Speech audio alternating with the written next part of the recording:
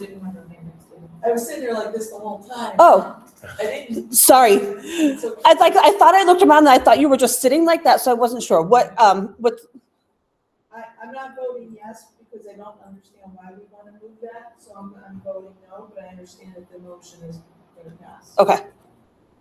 Not unanimous. Alicia votes no on the agenda motion. Do I need to do something online for sound now, since I'm plugged in? I thought the owl did the sound still. I had turned this off to Did I don't mute allow the owl by audio earlier. Oh, right here, really. And it's working now. It's working. The working sound's working now? Okay. I didn't do anything. Yeah, it was. I mean, I unmuted myself, so maybe that's helping, but as long as we can move forward. I'm in the.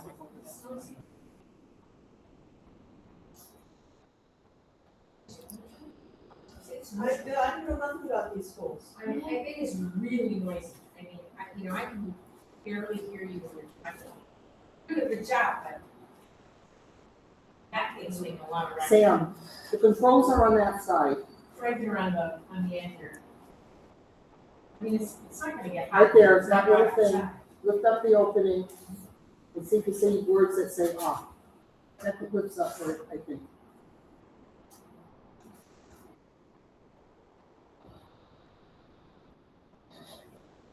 Put the fan on low. You just shut it off. Well, I don't want it to. I don't think it. I don't Okay, think that's it's low. gonna get hot. That's good. That's much better. That's a lot better.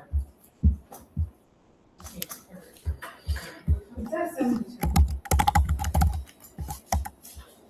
Feels good to me.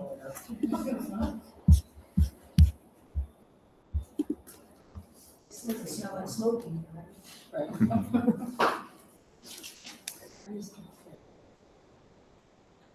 Okay. Can we hear on the meeting? Can everybody hear in the room? All right, let's move forward. So the next item on our agenda is the school facility utilization task force chair's report. So I just have a couple of updates here. One is regarding the enrollment analysis that was presented by Mr. Carlson, a resident here. We asked SPA to take a look at that, and they essentially said that they couldn't effectively evaluate it because the study does not meet the standards required by DAS for enrollment projections. It's not something that the state can use for us to kind of like move forward with that. So we're not able to like present it as part of this study. With that said, it is part of the record from here. And if anybody has any additional comments or questions on the enrollment study that was provided by Mr. Carlson, I'm open to hearing it. So you said it will be included online. It'll be, yeah, it's already online as part of the communications here.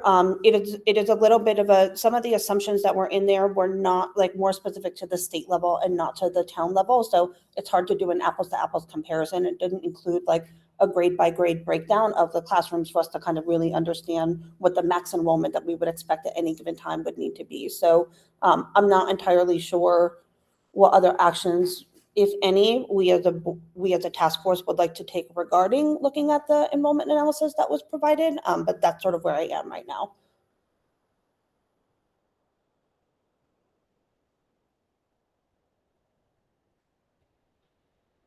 I mean, I appreciate the effort that was put into that. I agree.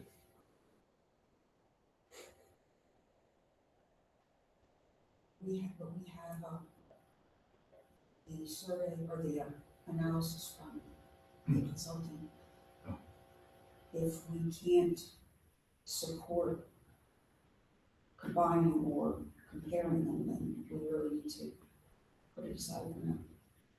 I think, yeah, right now it's out of scope for the work that they have done, and I don't know that any of us are really qualified to do an apples and apples like analysis, and I don't know that one is possible given the different methodologies. So just so I understand, when you put these things on the website, Mhm. are they attached? Like, is it just part of this meeting, or is there a separate communication section? It was attached to, it will be attached, and I will double check this, and if it's not, what I'm about to say is not accurate, I will either make sure that it's accurate, provide an update on where it is moving forward. But my expectation is that it would be on for the meeting that it was presented on, it was part of the communication to the task force. And so everything that had been communicated to us that has been in our meeting packets has been uploaded to the website. We've made some adjustments in terms of whether or not it's in the minutes or just in like an attachments link. So I'm not exactly sure if that was retroactively done for some of those, so I can double check that, but that's why I would look for it. And that would have been, It's on the website right now. okay. Yeah. Yeah, Or accessible on the website, yeah. okay. Well, yeah, attachments from April 22nd prior, just say, town clerk. But anything after that first public meeting, all the attachments are on The the website. corresponding dates. Yep. And I mean, some of them, like what Michelle presents, is down below by date. So, If anybody wants to see it and can't find it, that they should reach out and make sure that they know and can kind of take a look at sort of the differing view of like what potentially could happen from an enrollment perspective for the purpose of the task force, knowing that the consultant that we hired followed the process that is required by the state in order for us to understand what's going on from a funding perspective, feel comfortable with that as part of the scope. But the information is there for anybody who wants to look at it. Okay. The second thing that I wanted to just touch base on as part of our report is just a little bit of an update on the, what, like, kind of like bucketing as the maintenance cost. So I'm looking to schedule some time with the Board of Ed and Superintendent Souza to go through the tiered work that was identified at the first part of the facility assessment study, where we have like all of the 6 different categories of work, and then the tiers 1 through 4 prioritization, then all of that rolled up to like that $29 million that is like our assumed cost right now for maintaining the schools moving forward. There has been discussion amongst the task force that not necessarily all of that work is work that we would move forward doing or that the town would approve doing. And so in order for us to kind of get like a first pass at like what of that is work that the Board of Ed would even recommend doing, I want to start with them to kind of go through and see if they can give us a little bit more of an assessment of like, what are projects that we would want to queue up? Like, what would the timeline be for any of that? Just so we have a little bit of a clear understanding how real that $29 million is compared not just to what is being recommended right now, but like work that we would actually prioritize. I felt that that was the right thing to do, given that they are the Board of Ed is responsible for maintaining the facilities right now, so they would be the ones proposing that work, scheduling it out, like asking for the grants and asking for all of that from there. So that's going to be my next step in terms of just getting some more input on that number. And I'm hoping to have some more information on that for the August meeting. If I can just make a comment. Yes. Yeah, I feel that that's totally not our scope. I agree with you. Yeah. It's not our scope to determine what kind of work should be done to the buildings. Yeah.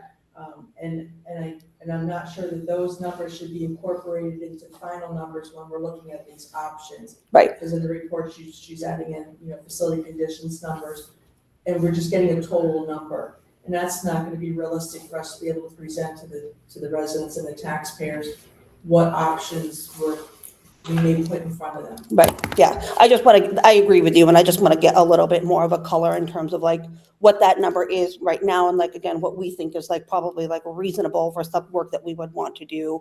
And I don't know the best way When you to. say we, you mean Board of Ed, Yes, not us, we. yes. Yes, what the Board of Ed would be potentially bringing to the town as work that they would want to do over, and again, over like what time horizon. For some of that. So I'm hoping to have a little bit more of an input there, just to hone in on that number a little bit, or again, to provide some color about where it might land over the future or what that time horizon would be. But if anybody has any other thoughts on that process there, but otherwise I'll just look to bring some idea of that to the next meeting. Okay. On a similar note, also engaging with the programming requests. And so again, just thinking about where we have been so far, there have been a lot of programming, sort of like there's been additional costs that have been incorporated into the new configurations regarding some programming that is a little bit above and beyond what we have right now. And I want to go through and again, do an exercise with the Board of Ed. Those were asks that were proposed by the administration. I want to align a little bit more clearly about what those priorities are. Again, what is, like what kind of trade-offs I would be willing to make so we can just sort of like understand the way that we should be taking into consideration the programming requests when we're looking at the configurations. Again, we've had a lot of conversations about what the town should or should not be doing. Ultimately, from my perspective, it is the Board of Ed's purview to like bring those costs forward and say, this is what we actually recommend. And I don't feel like we have a clear line on that right now, given all of the asks that are in there. And because there's programming needs are impacting the cost for all of like the new configurations, a lot of what we've talked about again is like what would we prioritize, like what would we be doing, and those aren't conversations for us to have here. So again, I want them to take a first pass at that and give us a little bit more of a like clearer view of like what are the priorities within the programming requests, what does that look like right now, what are some of the trade-offs, and just get a little bit more of a better dialogue on that compared to where we are right now, and see if we can see how that would impact any of like the recommendations moving forward. When will that be considered by the Board of Ed? I'm sorry? When will that be considered by the Board of Ed? So that is what I don't, so we have a meeting currently scheduled for the first week in August to just kind of like walk through this right now. There is like one thread of thought that is just like, we should only be looking at the programming needs as they exist within the schools right now. But I want to just kind of pressure test that a little bit there and see if there's something else. Again, from our consideration point, understanding what the schools are providing right now, it seems that there are things that are being handled inadequately within the schools right now. And so if we're really looking, if the Board of Ed thinks that some of those things need to change, I feel like that information needs to come forward right now versus just kind of like letting it pass on from here. So hoping to get that meeting done. There is a Board of Ed meeting later in August, so there's a potential for us to kind of like find some way to address it before then, but I don't have a clear timeline on that, but I should have an update before our next meeting. Yeah, agreed. So just as Kristen mentioned, that meeting the first week of August, and then see what additional meetings make sense. There's a board of Ed meeting on August 18th, and then our next task force meeting as near as the 20th. So hoping to have some progress / input where the liaisons for the Board of Ed is providing that. Or at least like what we think is reasonable, right? Because a lot of this is sort of like, we also need to figure out what our timeline is here, when we are going to like actually make a decision. So if there are things that just like cannot be identified right now, we just have to pick a path and say, this is the scope of what we're trying to like evaluate for the purpose of this, then that's what we do. I don't want to have us spinning out on this and like going back and forth for trading all of that right now. I just want to have a little bit of a cleaner view of that has had the Board of Ed sort of review on it versus where we are right now. So then I don't know how much more we can discuss. I'm sorry? I don't know how much more we can discuss. We're gonna wait for Board of Ed to determine what programming changes they might be looking for. Mm-hmm. Then what are we going to discuss for tonight or for, I don't know if we'll have something for August 20th. I'm just looking for a focus for what we're doing.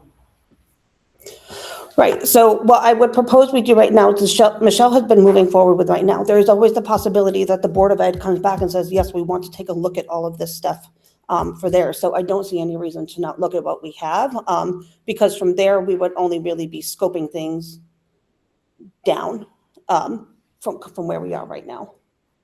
And I think there's work that kind of like helps us get some of the work that Michelle's going to walk through tonight, getting a little bit of a better understanding of, again, some of the site conditions, some of the phasing work, all of that is still relevant, even if some of the potential options are smaller than what they are right now.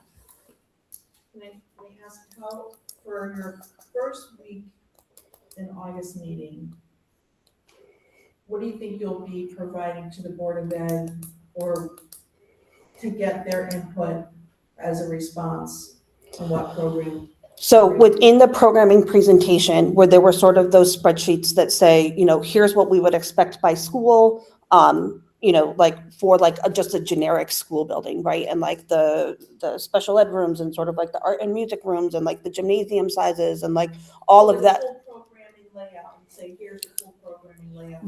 Right. How can you help us prioritize some of this work? Like what what are the meaty asks versus like, what are kind of like the nice to haves if we're just reimagining everything. Again, just kind of getting a little bit more of a prioritization for some of that so we can better understand how that should be impacting the, some of the recommendations that we're making. I don't have a good way from a task force perspective to look at that right now. The asks that are in the scope for this are significantly impacting the space that is needed and the cost of those projects in a way that I feel is everyone's sort of having a hard time wrapping their head around, and everybody knows that they're not necessarily like what we would do. And so I just want to take another pass at saying, again, what would we be more likely to do versus what's on the table right now? And I don't have to do that work. I just thought it would be valuable because the programming is trying to accommodate the programming as it has been requested right now is a big component of how we're trying to manipulate the buildings. And the information that we are working with now is what has been requested by the administration. Correct. Right. Okay, and so now we're looking to the Board of Ed to see if they agree with that. Right. And want to go. Right. Much like the Board of Ed goes through any budget process, right? We look at what the asks are from the administration and then say, this is what we think is reasonable. So kind of in a similar vein, like just having that check of having the Board of Ed look and say, this is what we would support moving forward as a recommendation. And they would be doing that without numbers, without cost associated with it. I had not thought about the mechanics of that, but I would, if that becomes part of the conversation, it's there. We have some stuff there, but it's really about like square footage and stuff like that, right? Like it's about adding the space to the building is what the costs are associated with that. So, yeah. I agree with what's being said. I do agree with Alicia too, because looking through this presentation, which I do appreciate your engagement into it, I kind of feel, looking at it, that it's kind of just a summary of what we've been discussing for the last several months with the phase construction into that. And I kind of feel like we're kind of already at the point where Board of Ed really needs to weigh in on what direction we're gonna go, because we can talk back and forth every month about the different options of what we think should be done, but really, if it's the purview of the Board of Ed to make those final decisions, I feel like this kind of presentation potentially tonight should be done to the Board of Ed at that meeting. Or maybe the presentation tonight can help us to narrow down what will be presented to the Right. Board. I don't know, I think you all know what my feelings are on a lot of these options. Mhm. And I'm not here to limit what options get put before the Board of Ed. They should probably consider all of those options in here themselves as well. And I agree with that.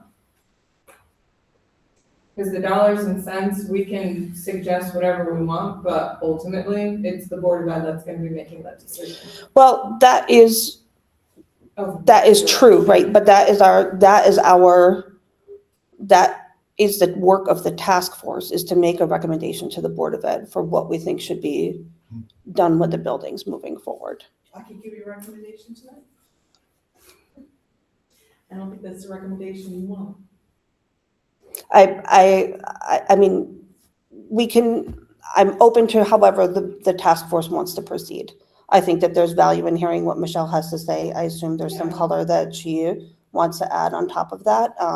Again, I want to understand make sure that we feel good about the costs that are moving forward. And then there were just again, some other open discussion points that people felt they needed to make a decision. But if everybody feels comfortable I'm not going to make a recommendation tonight, given the size of the task force that's here right now. I think there would be some value to discussing potential programming issues with the Board of Ed is that a couple of the biggest changes that I've seen suggested that are our change to the way things are set up in the district right now are like taking second grade and bringing it here. And we received a recommendation from Ollie to take sixth grade and move it to Region 7.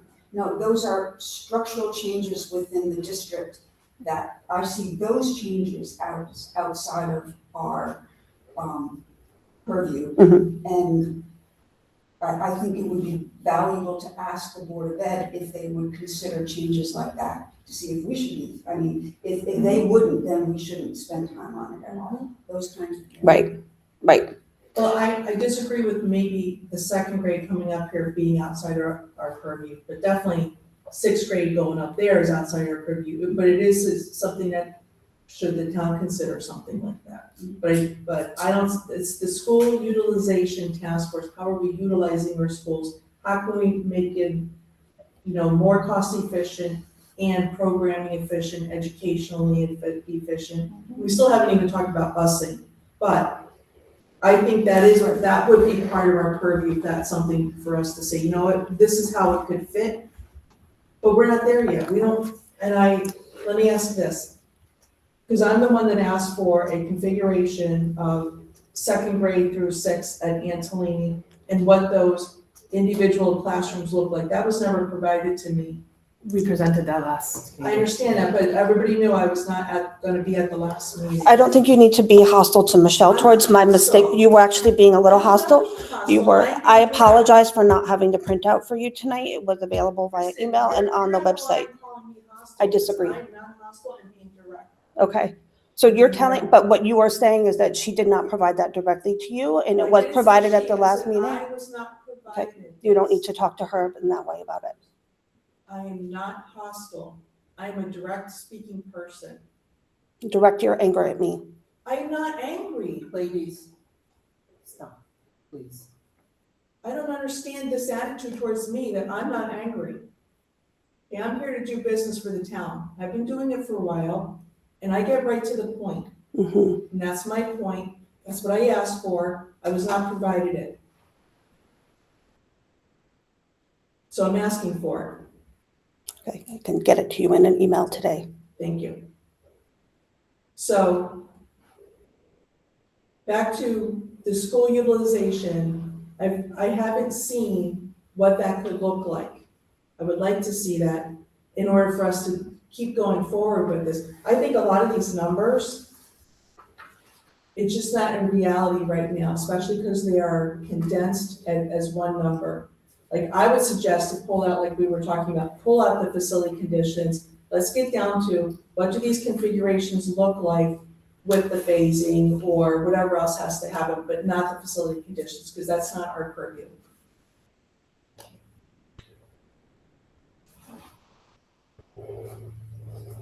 I'm sorry, can you repeat that?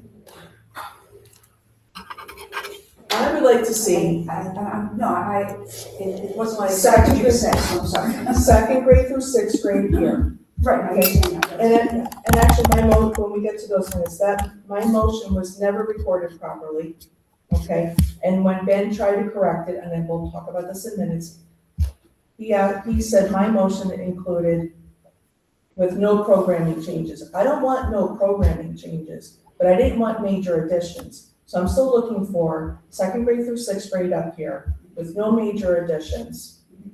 And pre-K through first grade at New Hartford Elementary, what could that look like? If that's something that we can see is feasible, that's an option that I think we can present to the Board of Ed. I'm sorry, the part I was caught on was when you talked about the facility conditions, what you just said about that. In this report that we're looking at tonight, okay, the totals, she's got the key in there, FCC or ADD, right? Okay. So the FCCs, I think, should be pulled out. Because we don't have the ability to say what work should be done in these buildings. So if we're gonna make a recommendation to the Board of Ed, it should be without the facility conditions numbers in them. So these numbers are based on FCA. What we've These been are- looking at all along. The first set of numbers we provided you, the whole list, yep. So they include the whole list for each school in those options. So those are numbers we can start with. And then we need With to. the facility conditions numbers in them? The facility numbers will probably change, but They will you change. can't ignore them. You can't just ignore that.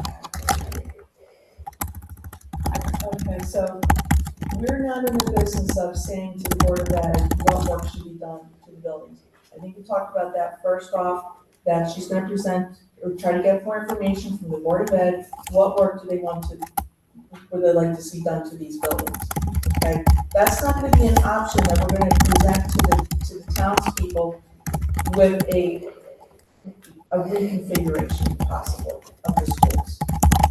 That's really what we want to get we want their input on some of these options, but if we. No, I understand what you're saying, Alicia. If you tell the townspeople, we're gonna, here's $40 million, here's $50 million, what do you want? They're gonna shut both down. No, I understand what you're saying. All I'm saying is, that's, I guess we would say it's to be determined, but that line has to be considered in any of the, presentations that we have. I mean, that's part of all of that's part of the facility renovations there. It has to be, those lines have to be in there, and if they change based on the Board of Ed input, they change, but we I can't. think they should be pulled out.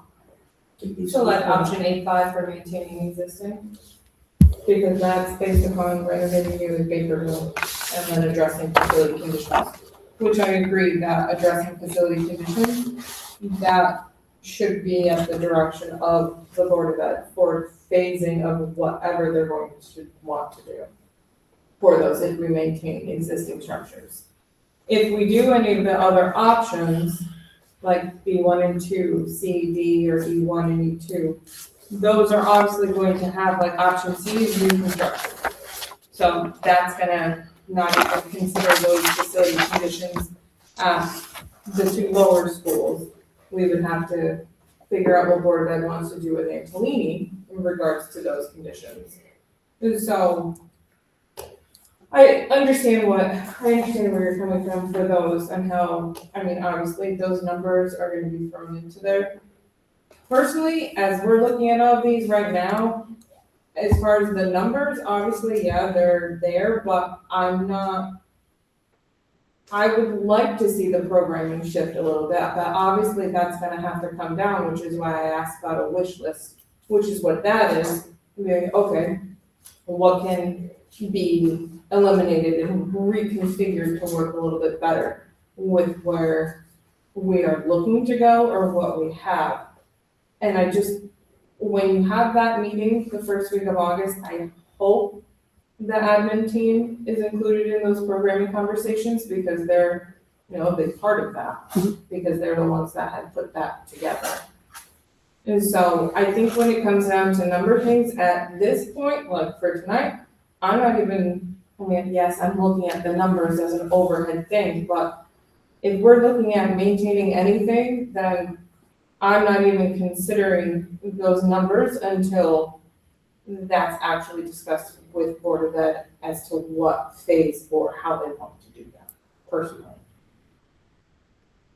And so, yes, we can go through the presentation and go through all of that and take into consideration the survey results when you have your meeting next week, but I think that meeting next week will be much more beneficial for what we have to do here as a task force on the 20th versus possibly what we're going over at a summary review tonight.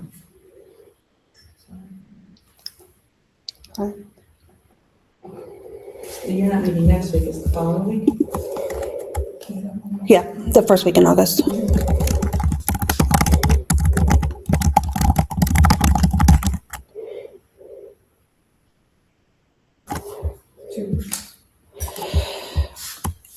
Yeah, I mean, I guess in terms of like the current cost numbers for maintaining the facilities, again, but people want to know if we like, consolidate or like do any work on the schools is sort of like, again, what is the relative cost of work that we are planning to do anyway? And so that's why I just want to make sure that I don't think we should take those numbers out because I think they're an important component of what needs to be presented like down the line. This is like a rough ballpark from there. So just to your point about taking them out, I disagree with that. I think they have a place in this conversation, particularly if some of the biggest concerns around like overall costs to the town for any of this, for the school configuration, understanding what it looks like to just kind of keep everything the way it is right now is a piece of that. Well, I agree, school configuration, but if we're gonna be changing things, if we're gonna be changing oil to propane, if we're gonna be putting air conditioning in here, Mhm. those are the big drivers. Yeah. But if something like repairing a furnace, that's gonna have, if you're, something that needs to be repaired, that's obviously, we wanna do that. Right. But when you're talking about changes to the schools that things aren't currently there now, I just think some of these numbers just are not gonna mean much to us right now.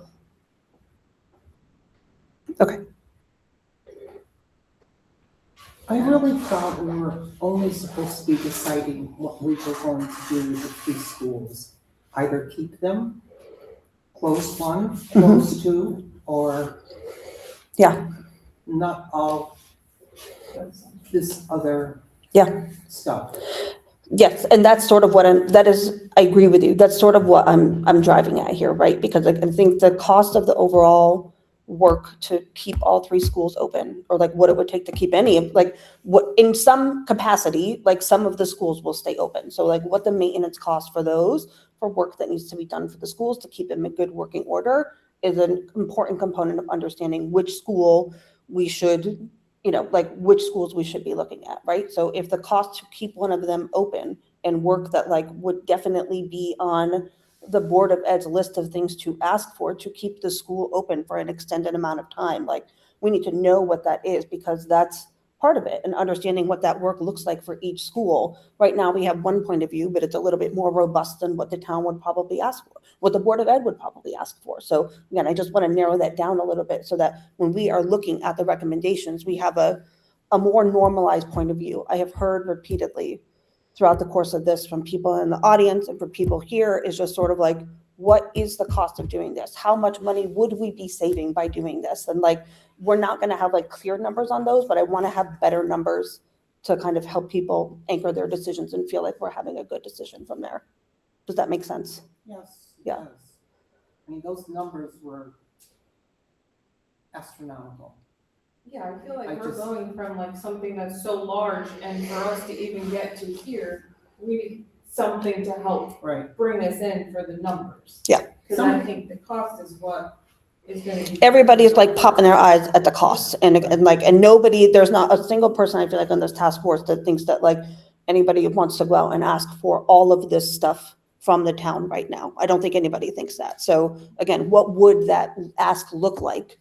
What is the realistic ask that would look like would help it all make a better decision. I mean, the only people we've really asked, as far as the survey, have been the teachers. Right. The townspeople need to be asked. And they will.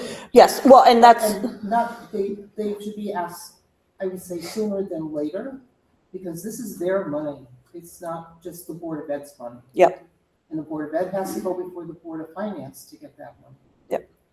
so what we had talked about in terms of the community stakeholder like survey was to wait until we had narrowed down some of the options. We can't ask people to to weigh in on what are effectively like 5 to 10 options in here. So I think the intention was to try to use this meeting or the next meeting to narrow down some of our options even further so that we can get to a better place where we can ask for community community. Some of this stuff is not in our scope to be doing. It really should go to a building committee.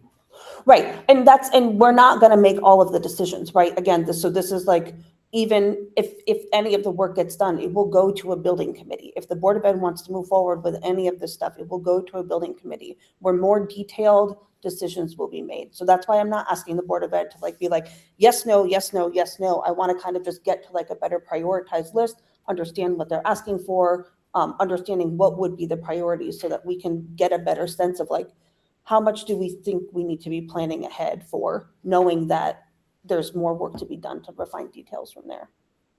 Yes. So I agree with what you're saying, and one of the things that hit me when I was reviewing things for tonight is that in the process of doing the work to find efficiencies in this district, we have identified a lot of deficiencies in the facilities. And so we have the programming aspect. Yeah. But we also have these deficiencies that some have to be addressed, some are optional, or could be addressed in different ways. And I think there are two categories of possibilities that we're looking at. And some of them will require more information from the Board of Ed. You know, when you get down to a building committee, you'll get down to more details, but just like the question, do we want to make a switch from oil to propane? You know, that's, with the correct information, they could make that judgment. You know, that's all, but these things are all intertwined, as we're looking at trying to do renovations and address what we found as deficiencies and try to put it all in the mix. Yeah. And so it's a lot all at once. It really This is. team has reached out to Energia to see if they can get on one of our meetings. That's great. That's good. So I think that's a really interesting Mhm. possibility, yeah. One of whose meetings? Board of Selectmen, Got it. no, Board of Selectmen. I really like the way that you framed that we came in looking for efficiencies. No,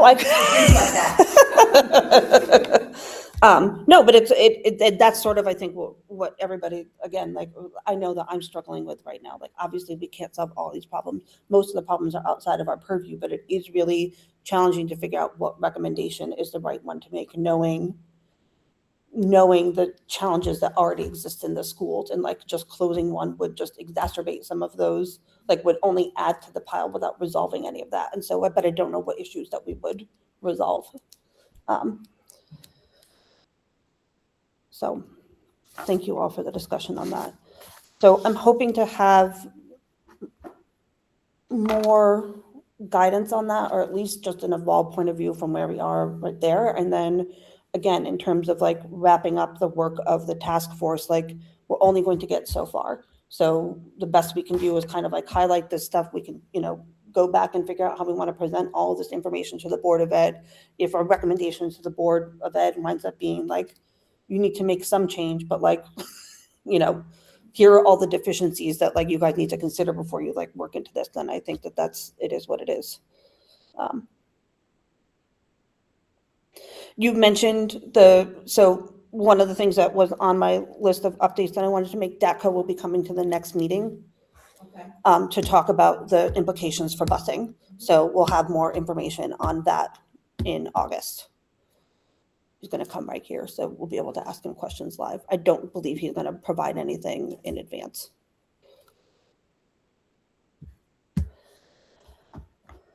The other thing that I just wanted to chat about from a report perspective is, again, just sort of referring back to the open items and action items log, where we kind of had listed all of the questions that people were still looking for.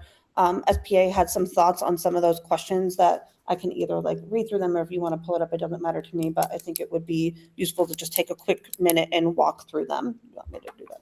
I guess so, I don't, yeah, please. So one of the things that was weighed in, I'll just kind of like read this here, is whether or not we should commission a ground boring at Antolini, and like the general thought here is that that's a premature option. Just to kind of, but the purpose of that was that the ground boring would in theory give us a better understanding of how workable the site is in various locations. But everyone telling me that without a real plan, it's kind of like a waste of money to do that. One option that could be, that the town could explore in some way is like doing a limited preliminary geotechnical assessment.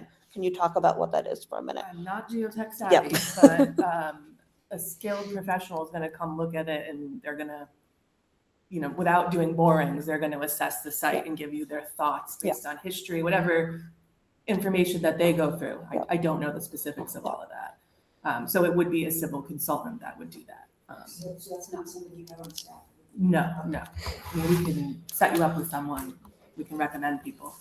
Yeah, I think so. Like, again, that would be something that like whatever we make a recommendation to the Board of Ed, if it includes a recommendation for like, exploring further like site improvements here, expanding up here at this site, we should tell them that that is an option that they could use to like further vet out that possibility before they make like a final decision or recommendation to the town. But it's not inside the scope of we don't really have a good path for that right now with the scope and resources that we have available.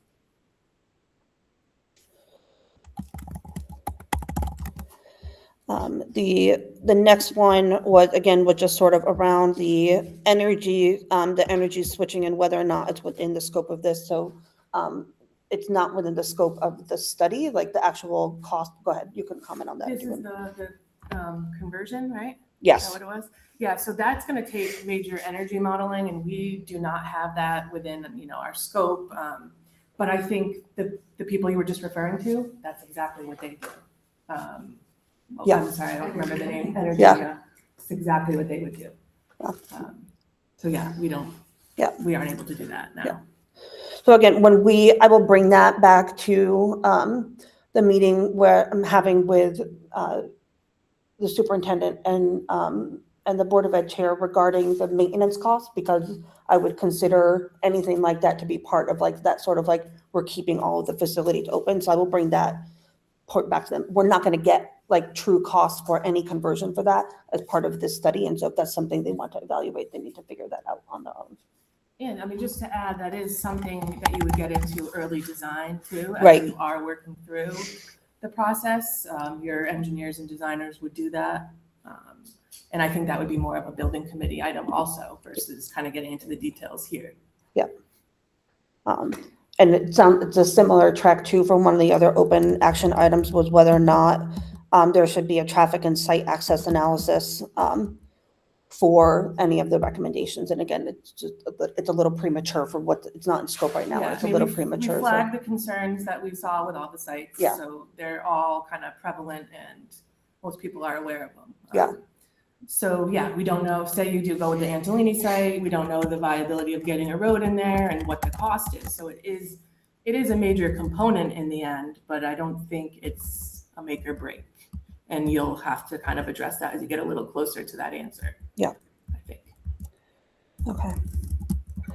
Those were the major things that I think I'm going to talk about here. There's some other notes in here regarding stuff that was already done as part of the prior study, so I'm not going to cover off on that. So one is like, I was just trying to answer what I thought was. yeah, no, I more appreciate it. important. No, I'm just communicating because you're like ready to jump in. Like there's notes in here too that I can share out with the rest of the task force members, but basically like here's where you can find the information. That was kind of an open question, so we can revisit that from there. In terms of the open items and action items log, so the other piece here for you related to information that was like in this, talk to the superintendent about his analysis of like what the cost savings would be in terms of like, from like a staffing perspective or anything from that. The staffing perspective, he can't weigh in on just kind of like blank right now because there's too many options on the table. So he doesn't know, for example, like what if like we do any work that like expands the footprint of a school that impacts the amount of custodial staff. So it's not as like clean as being like these people are currently assigned to this building and we wouldn't need them anymore. So willing to kind of like take a run at that when we have a few more fewer options on the table is kind of where I'm going with that. So again, still on the radar of things that I know people are looking for an answer for, but that's where we are with that right now. So again, if we can narrow down some things that we definitely don't think that we would recommend, I think that would be a good plan for almost everybody for us to kind of get to a cleaner timeline on how we can go from where we are today to making a recommendation.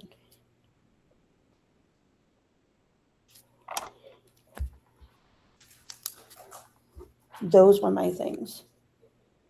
That concludes my report.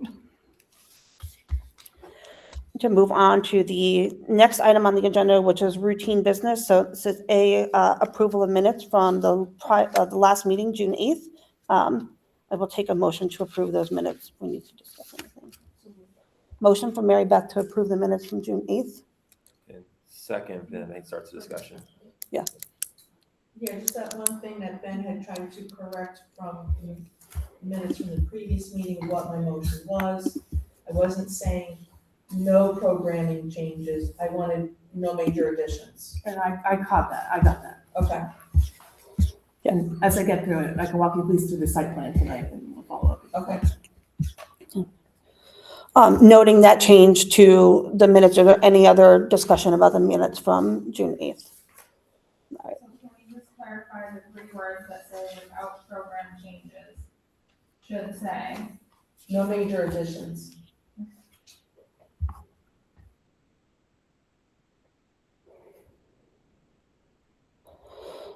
All those in favor of approving the minutes as amended? Aye. I'll just abstain. Abstain, yep. Alicia's abstaining, so unanimous with an abstention from Alicia.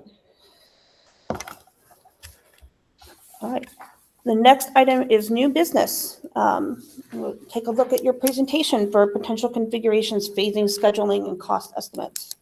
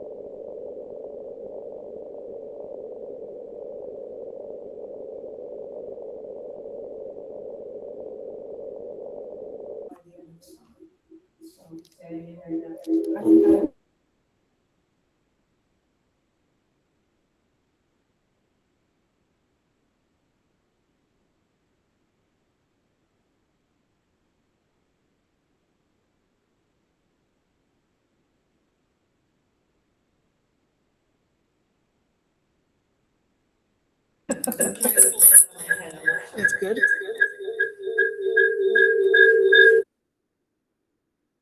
How about now? I can. Don't do.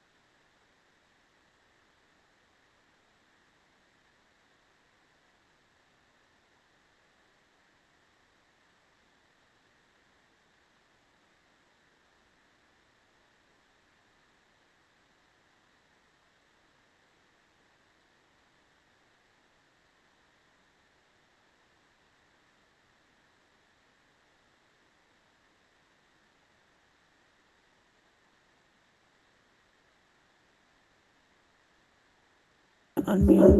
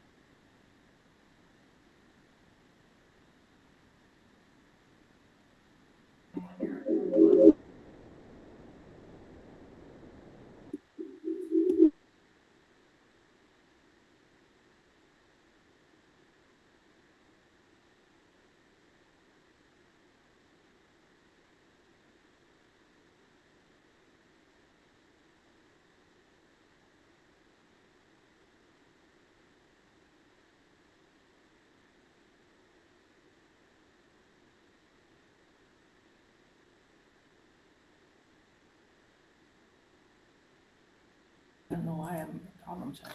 All right, ooh, let's try that. Can you hear me? People in the audience online? Yes. Oh, great, That was John's. okay. Testing, yeah. All right, let's hop in. Okay, Can you see what you're presenting? you're just gonna follow me. I'm gonna What you're follow you, doing? yep. Okay. Clearly. All right, we're here. Okay, so tonight we are presenting on our options. We're refining the costs. So we had to really start by looking at construction phasing. I don't want to get too crazy into construction phasing because I think that also goes to the building committee in the future. But we have to look at it to think about timing, to think about all the associated costs with it, how that affects scheduling and our cost assumptions. So just moving forward. So if you recall from the beginning, we presented new and additions are $1,000 a square foot, renovations are $850 a square foot. Now we're kind of looking, adding some site development costs, looking at demolition, any abatement costs, swing space and temporary costs that we need, phasing, anything with constructing a new facility, incorporating escalation, which you'll see like really adds a lot over time. And then Question. Can you move Kristen? You're kind of- Yep, sit here. Sorry. Scoot forward just a little bit so I can get by. Thank you. And then looking at reimbursement a little closer, we made some adjustments based on that recent, I don't know if it's a statute yet or whatnot that they presented, that I presented to you from their March notification. So just to explain, phased school construction is an approach which renovation and or additions are completed in multiple stages, while portions of the school remain operational and occupied. It's commonly considered in educational facilities because of continuity and a priority to kind of keep kids where they are. Temporary facilities are usually impractical and undesirable. It can reduce disruption associated with displacing the school, but it also does add complexity, schedule duration, and operational constraints. And we really need swing space. So when phasing is talked about, it really only works well when we're adding on to a building. It's much more challenging when we're not. And I'll kind of walk through that. And then we have unoccupied school construction. That's where you're relocating that entire school, most likely off the site if we can. And some of these we're gonna have to explore that because I'll explain as I get there. But it does enable work to go quicker, but there's a cost associated with obviously moving an entire school population for 30 months or more, you know? You need a significant amount of space or costly portables. So in Connecticut, K through 12, over the last 15, 20 years, the industry standard is typically that renovation projects have some degree of phasing. Most schools and additions on available sites are constructed while the existing school remains occupied, and then students move into the new building or that new addition, and then components are demolished. They move around. Complete building vacating is uncommon because few districts have an empty school lying around to move students in, or want to spend the millions of dollars that portables actually do cost. So just to explain the assumptions that I made as we kind of started going through this, we're starting with your project beginning January of 2027. Just as a starting date, most of our design durations are 12 to 15 months. The more complex, we're going to 15 months. And then we're kind of throwing in a 3-month period for bidding and contract award. And then our construction durations are based on the architect's assessment of each of these options, looking at how we see the phasing going. However, final durations would be determined by a construction manager later on. They might see something that we don't. Another assumption is that cost escalation, we're projecting at 6%. Industry's 4 to 6, we definitely go on the 6 side because costs have gone up so significantly over the last few years. And we do project that to the midpoint of construction. Again, I kind of need to lay all this out, figure out where that midpoint is to kind of apply an escalation factor. And again, most of these are assuming phased construction, but I'll explain to you, there's 2 options that do it. So we're gonna kind of go through those same options we've been exploring, and we're just building onto those. And I can provide you the backup, the numbers I show, I just kind of honed in on the final numbers, I didn't want to get into too much. So we're looking at option A5, that would maintain existing. We're gonna renovate as new Bakerville, replace that modular with the addition, and then we're addressing facility conditions at New Hartford and Hazel. So, each of these are laid out the same. You'll see our little site plan that we presented before. There's the 4 classroom addition that would go up. But first, the septic tanks, the septic fields would go in. Addition would be built. Modular would stay because we're gonna phase this building. These 2 areas would be renovated. So when this is built, these students move into these classrooms, these students would move, and you'd shuffle through the building in about 3 phases, 4 if you really count the site work. Yes? We're sharing screen here, so if you want to really see things, you have to use. Yeah, when you say these, We You know, one of those now, Thank so you, you're thank you. actually- Okay, yep, I got it. Okay, sorry about that. Okay, so again, this would be the first phase, then we're gonna build this. Then we would vacate this area by moving students into the portables, renovate this area, then renovate this area. So it's kind of broken up. We see this happening in about 30 months, all of that. So that is our kind of construction duration. So we kind of put this little timeline where you can see design is a month, then we have the 3 months of bidding, 30 months of construction. So our total with our renovation, with our septic and site work is 18.2 million. Escalation to the midpoint of construction adds 2.8 million. So we have a total anticipated project cost of 21 million. We figured out your reimbursement at 41.5 for this, so we see 8.7 in reimbursement, and we do 12.3 to the town. Now, is this just for Bakerville? This is just for Bakerville.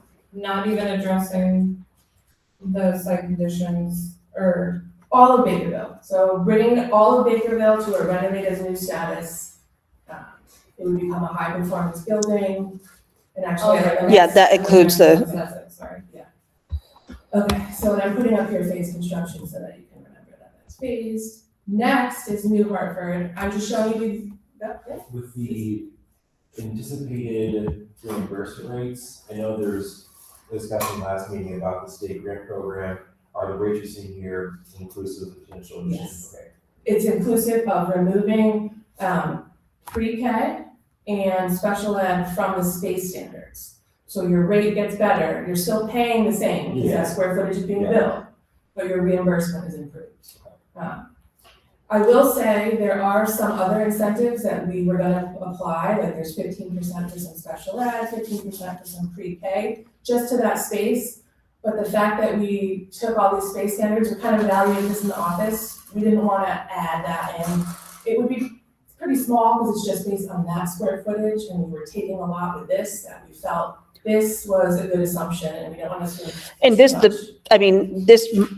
this configuration does not have pre-K at this building anyway, so the pre-K state Correct, standards, so correct. that wouldn't even, generally speaking, okay. And I was trying to ask if these Yeah. are just so you know kind of just go across. Yeah. These the quote updated. Yes, Yeah, got it. I updated them all based on that, I literally just took all of our special ed and pre-K out of the number.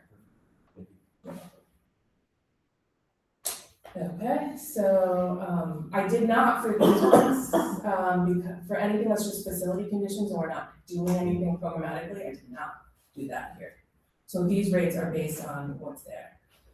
So the project total here to address the facility conditions, and that would be all of them, and obviously we can cut back as you speak to the board that. We have 13.4 million, escalation is 1.8, the total anticipated cost is 15.3 million, your reimbursement is 30.76, and we see your anticipated reimbursement at 3.5. That math doesn't totally add up because only some portions of that facility condition are reimbursable, so it's only applying to those. So your anticipated town share is almost 11.8.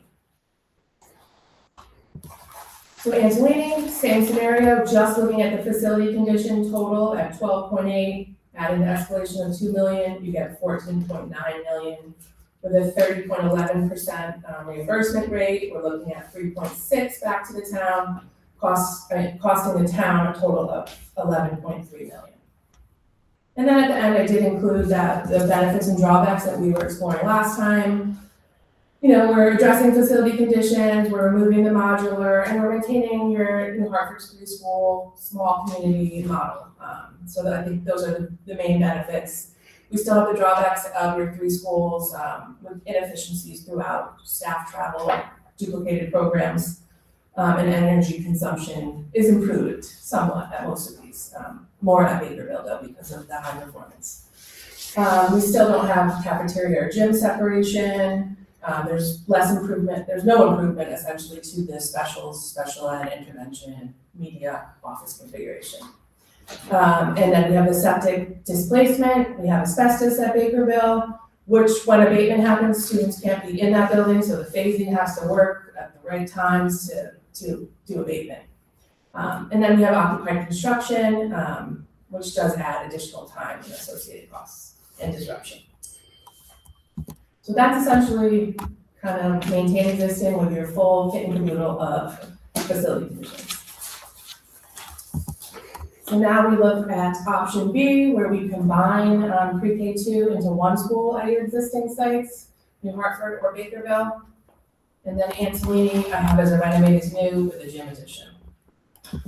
So B1, New Hartford, renovated new, that's that 2-story addition we had on the back with a couple additions throughout the school, all within the setbacks, but this one is within our, well, they're kind of all within the floodplain, I guess. So our total project here, to renovate as new and add on all of this is $50.5 million. Escalation with a bigger number over time, which is 42 months because we have a lot of phasing going on. We'd be building this first, moving students in and breaking this building up into about 3 phases. So the total project cost is $60.2 million, looking at an anticipated reimbursement of 32.36. Well, that's bringing 19.4 million back, bringing the town share to 40.7 million. So our benefits here is that we get to utilize your existing building, and you have 2 buildings on each side of town. The program is expanded for your special ed, intervention, media, office configuration.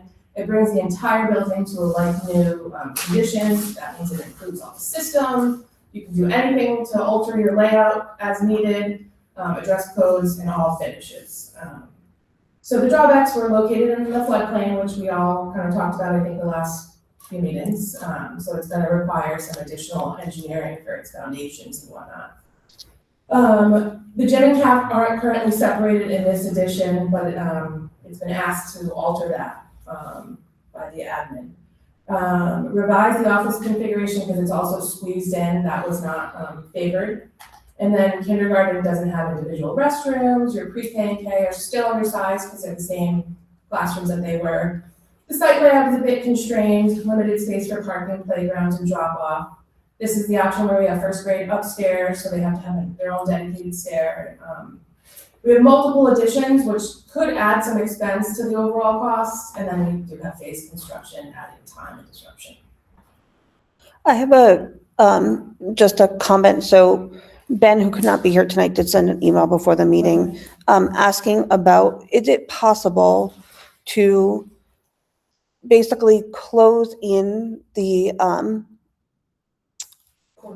courtyard, thank you, that's the word I'm looking for, at New Hartford Elementary, and use that space for offices only, if we only did like a ring of offices around there, which shouldn't need windows. And that, you can say like, that's something that like you would need to like look at more closely, but if you just had like an off the cuff, like feedback to that, I don't know. I think there are classrooms that are ringed around that, so. Yeah, that's the problem, that there's classrooms there. I mean, it can be looked at, but most likely not, because we need daylighting, it's a Yeah. requirement.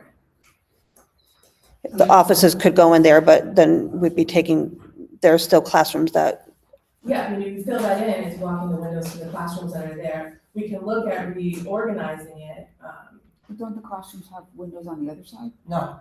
no, because the corridor is there, and the other classrooms have. Oh, the inside, yeah, okay, Yeah. sorry.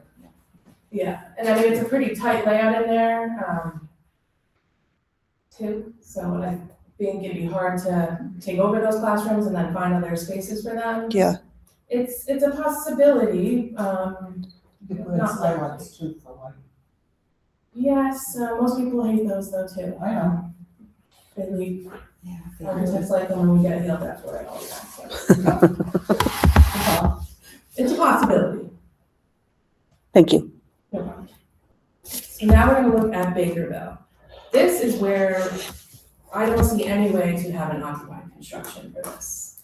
As you can see, the additions are taking over the portables here. We can't maintain the portables and build the addition first. There's just no way to do it. The site is too small to have other portables here to kind of help suffice that. It's pretty small to even have a good construction layout and keep the site active. So I don't see this as an option for phased construction. So we went forward thinking occupied construction. So instead of the 40-something months we just saw in the last one, this is 30. It's less time, but I'll tell you at my more detailed costs. There's a significant amount of costs in there for portables. Portables, we would have 8 classrooms of portables go to New Hartford Oh, on their site. So that costs about $3.5 million to do that. So that's why that cost has gone up so much more. So the total cost there is $55.8 million. Escalation to the midpoint of construction is 10.6, bringing that to a total of $66.5 million. We're just under 30% for reimbursement, bringing $19 million back to the town, so it would cost $46.6 million. I have a question about, when you looked at like, okay, we'd have to put portables at New Hartford, like, do they fit there? Well, that's also. Okay. I mean, again, it's just the same issue Right. with the addition. Right. You're gonna put them in a floodplain. Right. So, again, portables have to have foundations built for them, so I think it's kind of the same scenario. Okay. Did I add a whole lot of cost extra into those portables? No, I'm just kind of curious for I like kind just, of went off of what I knew from last year when I talked to a portable company and a bid that we had. Okay. on one. So that's what I went off of. It does include having plumbing to it, so. right, But you'll need that. right. So benefits, again, we're utilizing your existing building, we're expanding the program, and we're bringing that entire building up to the new. But we still have drawbacks of the building's large compared to the site, and it's really pushing that elastic limit, I think, beyond what it can handle. The gym and caf aren't separated, so it doesn't help with their scheduling, the office is still tight, the site layout is still tight, I guess I've done that twice. First grade's upstairs again. It displaces the septic system. We have asbestos at this building. Unoccupied construction adds additional time to locate portables at New Hartford for 30 months, and the overall cost is a drawback. So when you say displaces the septic system, is there any place else on this site to put it? I mean, is really, so it's So not, I know you can do septic systems under pavement. They're more expensive. So maybe that's an option.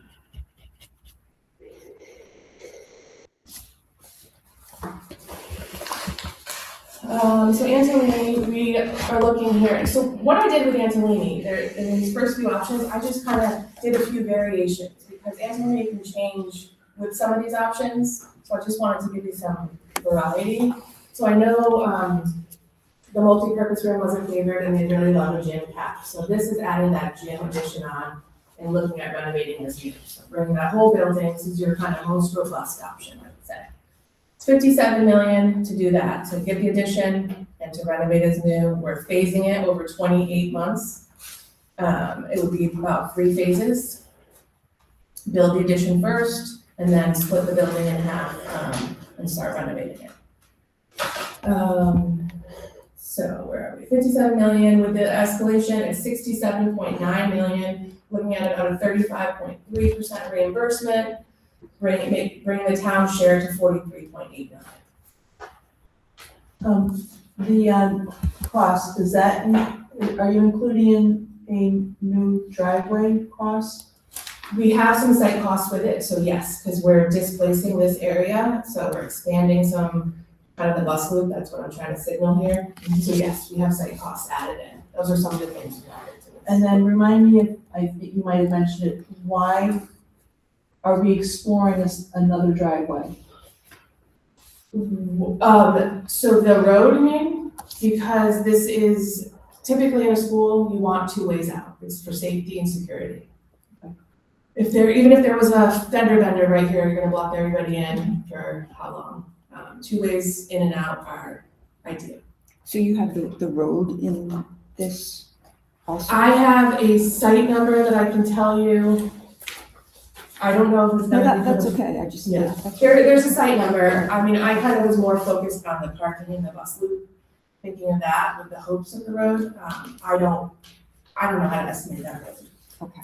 Gonna be straight with you. All right, so it really doesn't. Not a clean number that you could provide right now that we could. Specific. Of course, where is it? Okay. So we put in, for site development, we put 750,000 in for site development, so I don't think that's enough. So road not included, I should say. So we're utilizing the existing building, bringing it up to new. The gym will provide better opportunities for scheduling lunch and physical education. I know that's a big concern there because they're hitting the minimum, barely hitting the minimum of gym, I guess, there. Provides town with a standard elementary gymnasium, removes the underutilized tiered multipurpose room. The drawbacks are obviously the site development for the bus loop. Yeah, I was focused on that. Phase occupied construction adds time and disruption and overall cost. Alright, so option C, that is our new construction. So obviously this one is unoccupied.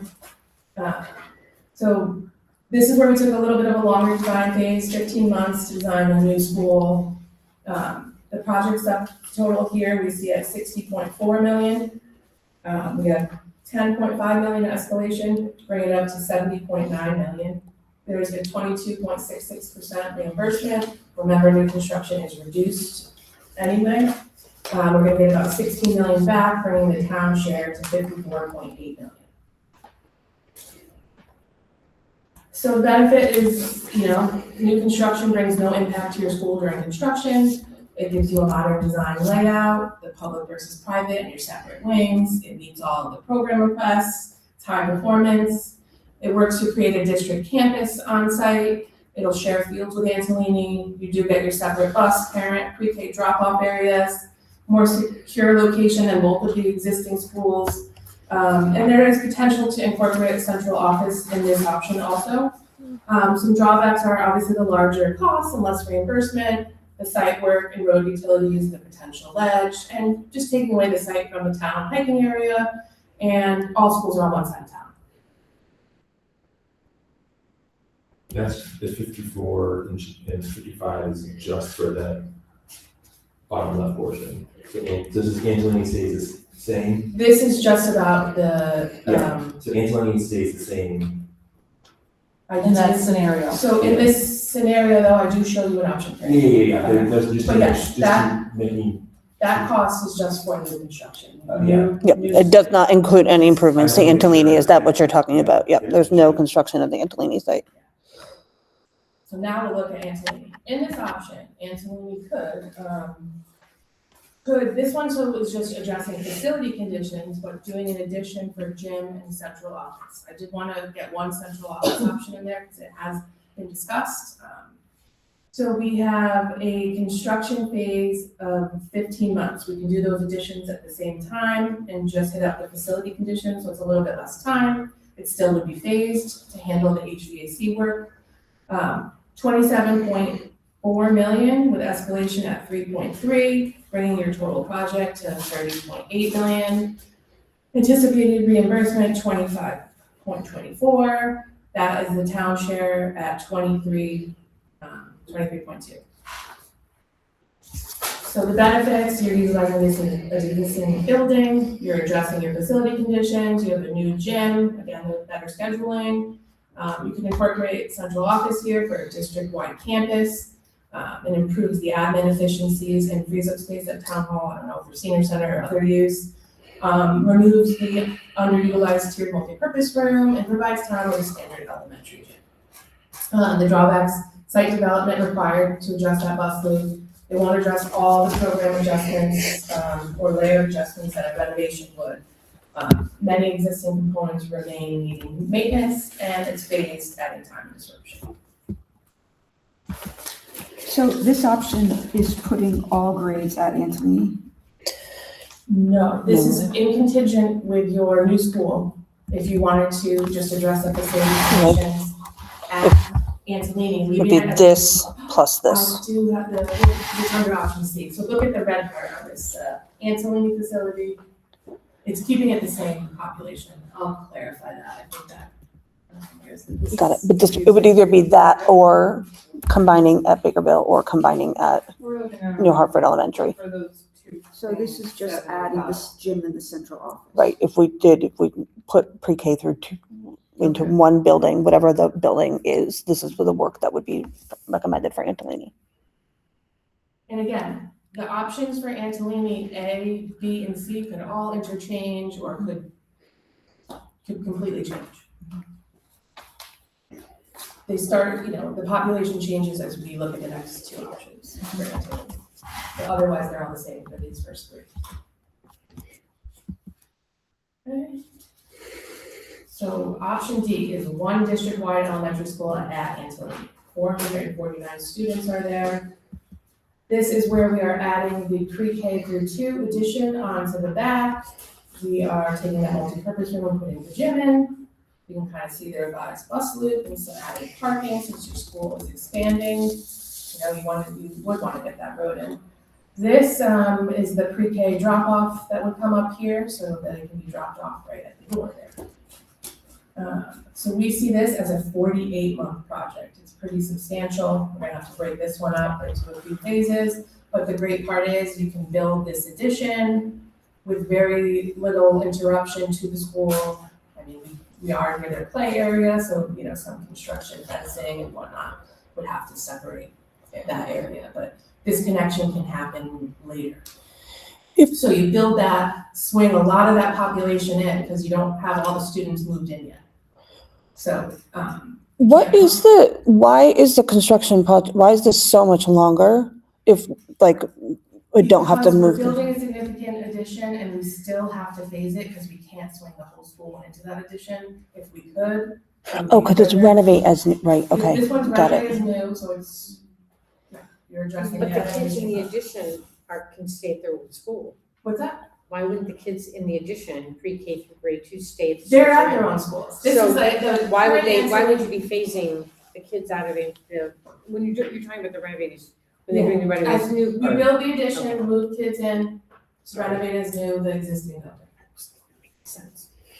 So So the 3 through 6 that are currently here, there's only, when this would be happening, because we wouldn't move pre-K to 2 up here yet, correct. because of the corners. You don't move them up You until would it's just- completely done. Phase different sections and rotate the students through the addition while those phases are happening. Correct. And then once that's done, then those kids go to where they need to be, and then the other two schools combine up here. Yes. Got it. It's a Musical lot. chairs. Renovating occupied existing schools are not easy. So this one is 80.1. Escalation is 16.7, bringing it to a 96.9 million. Reimbursement would be 39.45, so it would cost the town 58.7 roughly.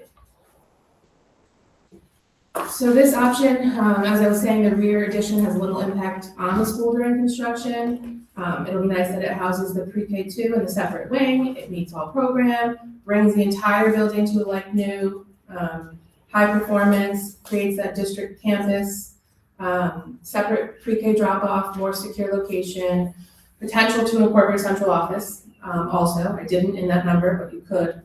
The drawbacks are site work, road utilities, the potential ledge on that hill there.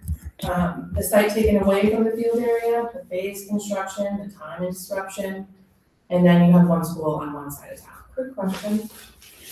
Septic part of utilities in these numbers? Septic is with our big site number, we have a pretty hefty site number. And I can share a breakdown as well, I just kind of. I just was making sure, for the sake of this. because you're adding obviously more, so that would need to be Yes. more of a robust system or an additional. Yes. All right, our last option, option B. This is two schools. We have our pre-K through 1. We're exploring both New Hartford and Bakerville. And then you have 2 through 6 at Antolini. This was the reduced program is what I had called it. We were supposed to limit expansion of special ed, limit expansion of specials, include minor front and side additions only at New Hartford. So I think that's what you were looking for. What happened when I did that? Well, we kept the additions, The little bump out. the little bump outs. Unfortunately, any of these bump outs aren't large enough to be classrooms. I reworked and kept things, and I can share the floor plan with you, but we didn't have enough room to not do a back addition. We have 2 classrooms that didn't quite fit. So in this scenario, I included extra space for another little addition for 2 classrooms, assuming that we would need that, so just to make it actually fit. So the project subtotal here is 29 million with an escalation of 5.5. Total anticipated project cost is 34.7. Reimbursement is 40.88. The town share would be about 20.5 million. And this is a renovate as new additions. So now looking, utilizing the existing buildings benefit, 2 buildings on each side of town. We do have some limited program expansion, and it brings the entire building like new. The drawbacks are that the specials do remain in 1 class with the 3 uses. I couldn't fit all the programs, but 2 classrooms are included in the estimate. I was trying to make that clear. All special ed and intervention services weren't met. The gym and CAF aren't separated. Revised office configuration is squeezed in. Kindergarten doesn't have restrooms. Pre-K and K are still imprecise. The site does have constraints, multiple additions at expense, and phased construction adds time. And I don't have listed the floodplain, which I had on the other one, so I wanted to add that. Option E2 is at Bakerville, and this is the same scenario again. To get these additions on, we have to take that portable out, take 4 classrooms offline at the beginning. It's just impossible to keep the school active. So we're looking at that unoccupied construction and portables at New Hartford. We picked portables at New Hartford because they can share the gym. They can still share some things there. So we felt that was the best option.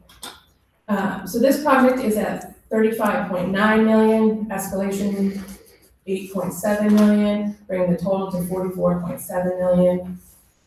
We have a 39.34% reimbursement. The town share is anticipated at 27.1.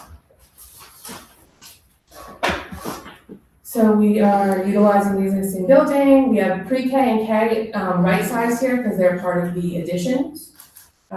We added a more functional gym. I did downsize it from what we had in option B to equal exactly what New Hartford has.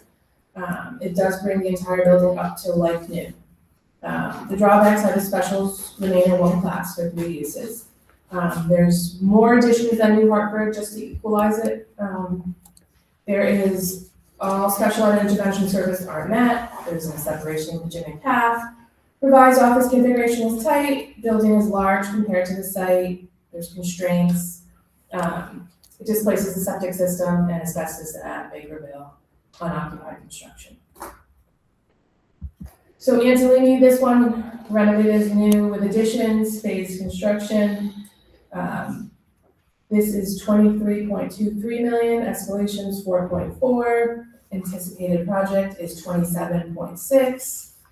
31.57 is your reimbursement, anticipated town share is 15.3. So benefits, we can utilize those Oak Hill classrooms, we're kind of moving some things around to get second grade to fit in. It does create a better utilization rate at 85%. The gym, we added the gym here because what was discussed in this option is that there's no way they could meet the physical education needs and lunch waves. So we really do need a gym and CAF, so that's why that was added. And then we're. A little addition. Yes. The drawbacks, it's not the optimal grouping outside of mainstream school design, meaning that 2 through 6 combines early elementary school with pre-adolescents, it's just not typical. It cannot support the lunch waves and gym class, which is why we need that gym cafeteria. With no added intervention or special ed, it's gonna be tough for the second graders because they're the ones that need some of that more. Instruction is heavily focused, on some of those intensive behavioral needs that they have. It limits expansion of the life skills program. So if we do move second grade in, we couldn't get that life skills program in here. And the playgrounds for the age group they may be needed to adjust it here. So then I kind of set up that overall summary as we've looked at before, kind of with these updated numbers, just breaking that out so you can kind of see big picture. If you were to do all of option A, it would be about 35.4 million to the town. Kind of just gives you some stats with how many students, the size and square footage that you're going to be managing as a thought. Option B, I wanted to provide both kind of swings of each school side by side next to each other. Obviously, you're picking one, so in the end, it's either 90.4 or 84.6 there. Option C, if you did both of those, as shown, it's 78 million. Option D, the one school is 58 million, and I'm just reading the town share, anticipated town share costs right now. And then option E, your two, there's a $7 million spread roughly between the two options. So it's 42.4 or 35.8.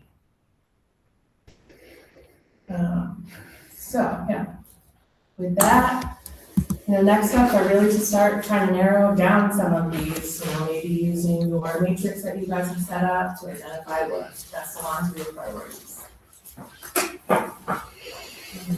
And that's it. Thank you. Thank you, Michelle. No problem. And again, I have, more detail where I break out demo, renovation, all of those components, so happy to share with you. Usually when we wrap these up, we put all of this in a book, so it's all there, but I thought for presentation wise, focus on it.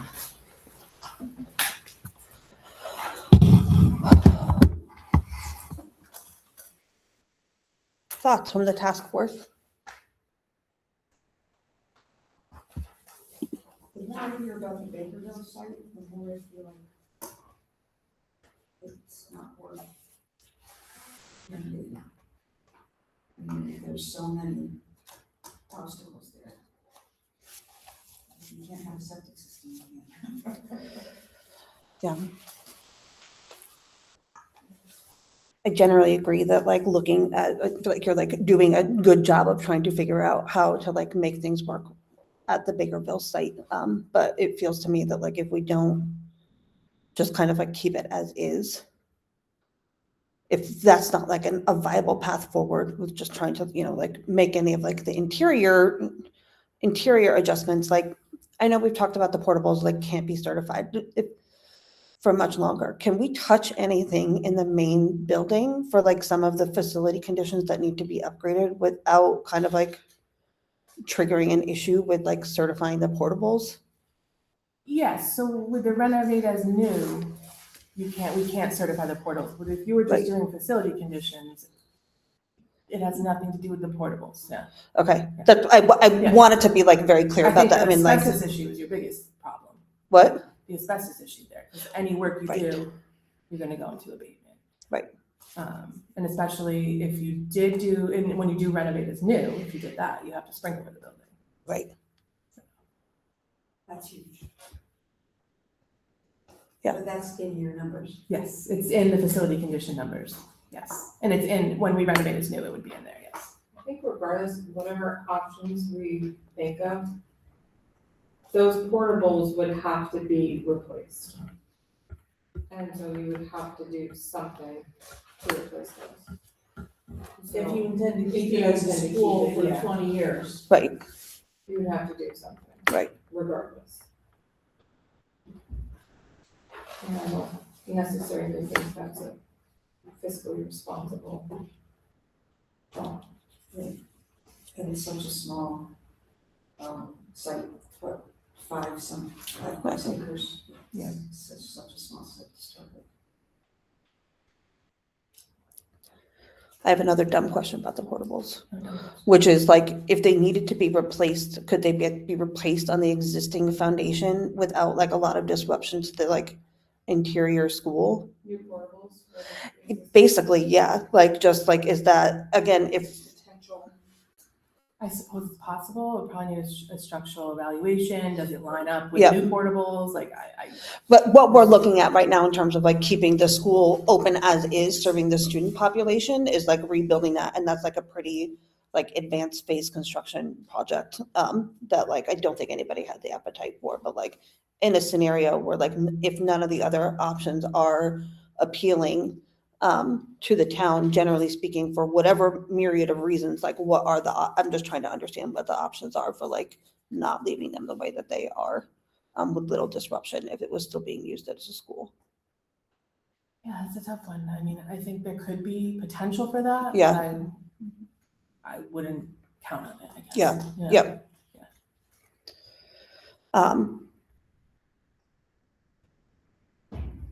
If you did build a new school up here on the hill Yeah. or wherever and back, what about water? Would you have to drill another well? I suppose, yeah, that's why we did put a pretty hefty site development number in there. But yeah, you have septic, water, all of that has to be addressed.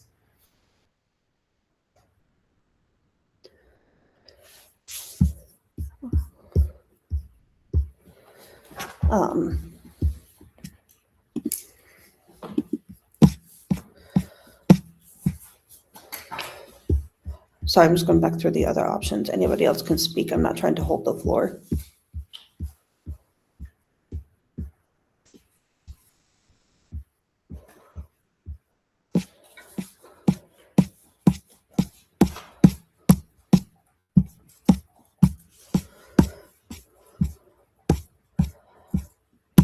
All of the options are tough to swallow. I think just like in various forms. I really, in my discussions with the superintendent and knowing what other people have talked about, like splitting the programs up between like moving second grade up here and like leaving just the other school as pre-K through 1 is really not desirable in a way that I think that would have, I would be curious, I guess, to like know from like a Board of Ed perspective from there, but like I don't think the recommendation from the administration would be to like move forward with that, which I think would carry a lot of weight with some people. So I'm just looking at like the realistic options here in terms of like what's available to us. That's trying to what I net out. I understand the educational concerns with that split. I'm in agreement with it. So it's not really a preferred option for me, but it does limit the opportunities to like do other things. I guess in terms of like adding the addition, the back addition onto Antolini, like, again, is it possible to do that work without renovating like the rest of Antolini in like from an interior perspective, right? We just added that on and then like did like the gym addition without renovating the whole building as new, like You could do that, yeah. you could do that. Would we have to do major HVAC upgrades to connect to that part of the building to the system? We could make it independent, but we did flag your HVAC pretty heavily there, that Yes. it needs to be done, and eventually the state's gonna require it too for the air quality, so. Right. And how are the schools connected? With a corridor? It's just a little corridor connection, yeah. So we're passing with the air quality right now. So what does that mean, what you just said, that eventually will? I just know I'm not totally in on this exactly, but I know that there's a few years, like right now, all these schools are assessing their air quality. Because within a few years, it's mandated that they meet, and I don't know what it is specifically. I can get you the language, I just, Okay, that's, so it's not something that we have to meet right now, but in the future? they're working towards that, yeah. Okay. That's how I understand it, but let me get you exact language, and I know that's why, even before we studied this, our engineers did air quality reports for you all. Right, because we have to have those reports done every year now. Right, and we're taking steps to like maintain like, and sort of like handle some air quality issues within the schools as they exist right now. Okay. So the tests that have been done, have they flagged problems, or are we? I could not answer that off the top of my head, but I can get that information to you for sure. Yeah.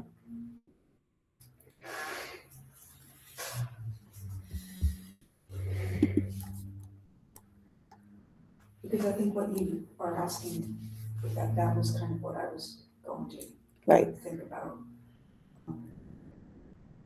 Because this is the newest school, it should theoretically require the fewest upgrades. Theoretically. It was the least expensive on a cost per square foot, so, Yeah. yes.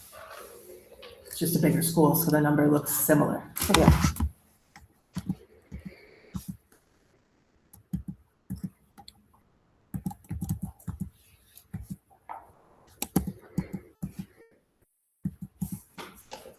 I don't know about that road though. Hmm? I don't know about that road. That's a challenge. Yeah. Can like, we've got, so when it comes up, you've got the road to where Public Works is. I wanna see one,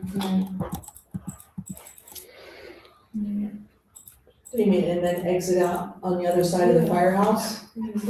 I mean, maybe there's other options, obviously that'd be an engineering question. Don't forget the septic tanks are over there. Right. Yeah, this is all Which I septic here. understand, so I'm Really just curious true. if there's any way to do something that way in between.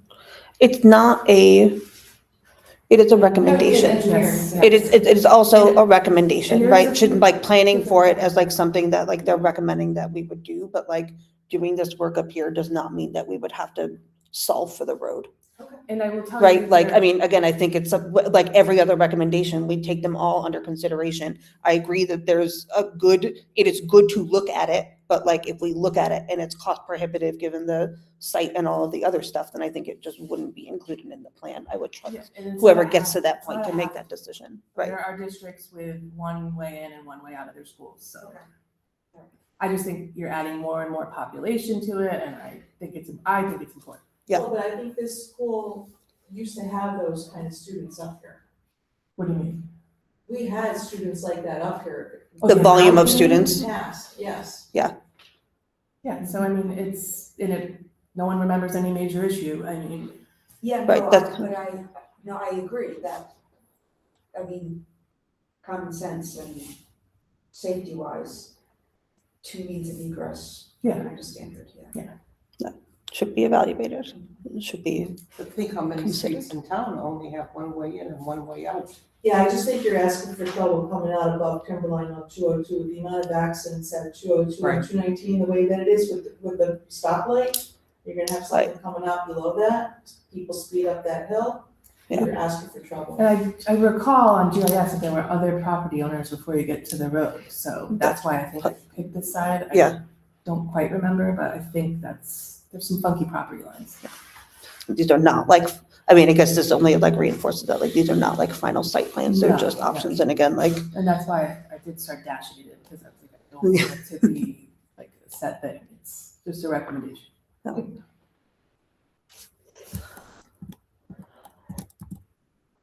any other questions about the information that was presented tonight? Or thoughts or comments?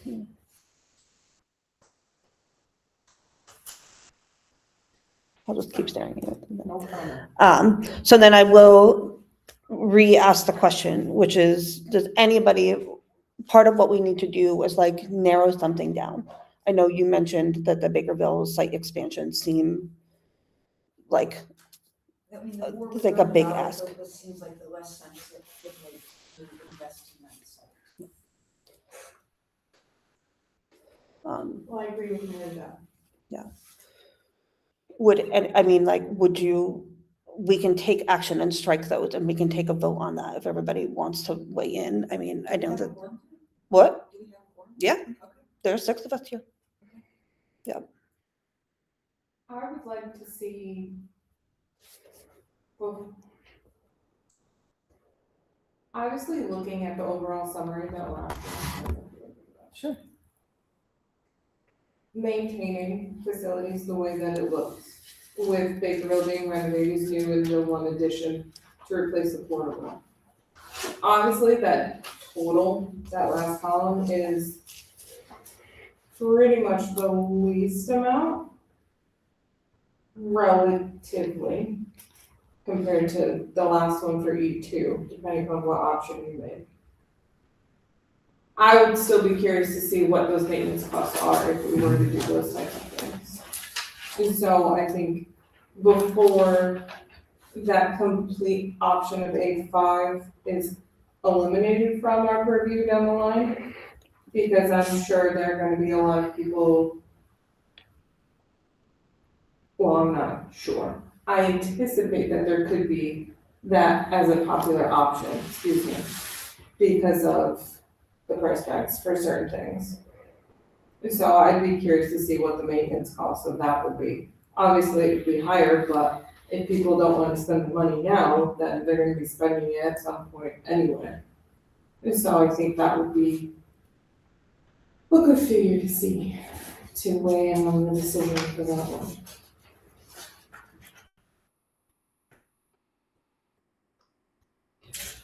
But I also agree, I don't think it is worth putting a ton back into the Bakerville site. And it's not the school that makes Bakerville what it is, it's the staff and the teachers that are there that make Bakerville what it is. So I guess it's option B that we're saying we would go in. Would be option B, E2 and E2. B2 with the Bakerville, B2, right? Yeah. B2. and then if the other major construction option at Bakerville that is not maintained as is like putting grades pre-K through 1 in Bakerville and doing it Antolini.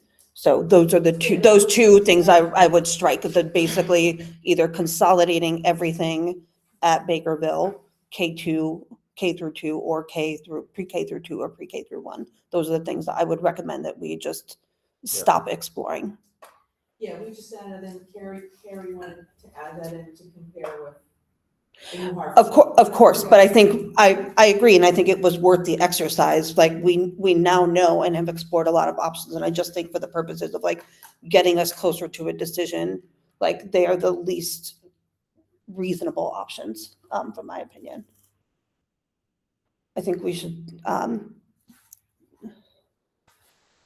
I will make a motion that we strike the options of consolidating pre-K through 2 or pre-K through 1 at Bakerville from the configuration options that we're looking at.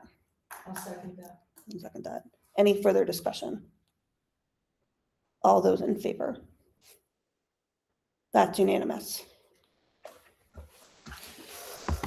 Guys, that was real progress. I just want to take a moment and like acknowledge that that was like real progress.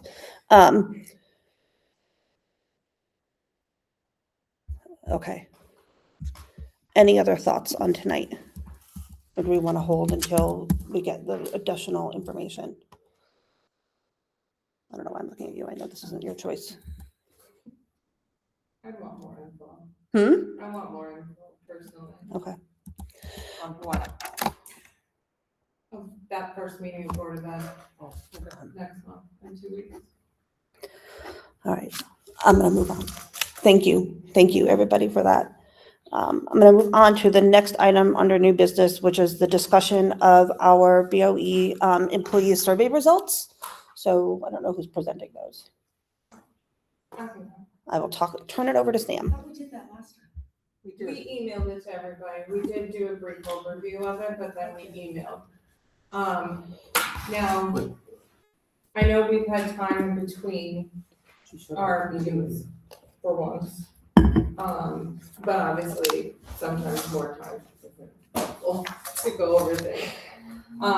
So the Word document that was attached was just a nice big summary of it. And then we would just go from there. Now, for these two reports, Kristen. just Yes, out of ma'am. curiosity, are these going to be part of public record? I think they should, I mean, I think the summary of the results should be, yep. I Do don't you think think the individual, Word document, but not the Excel, yes. which is totally fine. And then Yeah, I don't Excel- think we need anything that has individual responses, just the summary is appropriate for public. Yeah, there's some individual identifying information in the Yeah. Excel, so I don't think that's or spreadsheet. So since you guys have never heard this before. Well, just, sorry to interrupt. So before we leave the notion of, since it is going to be public, I think it would be just the importance of methodology and understanding, having a couple of pages up front of here's a survey, here's how it was administered, and also the dates, and being clear that these were essentially options in the abstract. It was not like, here's the 3-school option, here's the 2-school option, here's the 1-school option that people were writing feedback on. It was just simply the notion of, 3 schools, 2 schools, 1 school, and the questions that were asked. So to have the summary, have a little more of a descriptor in the beginning. Yeah, Yep. like just methodology, kind of like a preface of like, here's what was done, here's when it was done, here's the background on the questions. That way it's just clear that this was. Yep.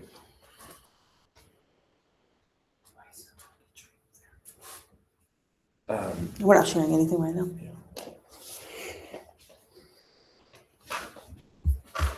Okay, so I can work on that and send that to you guys for review before we make that final decision, if that's.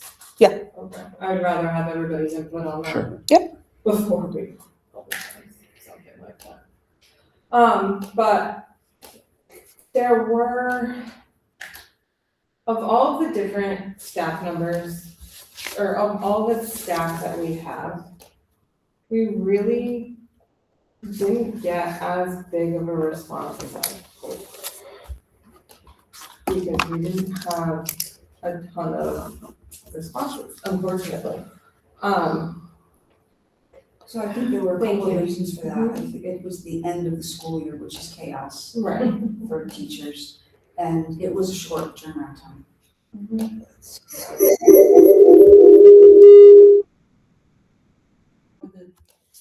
There were only responded to total. 36 responses.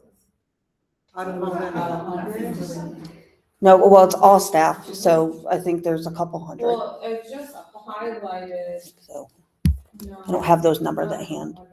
I just highlighted all of the response cells on the Excel spreadsheet, and it's 36. So I wanna make sure We got that, 57 responses.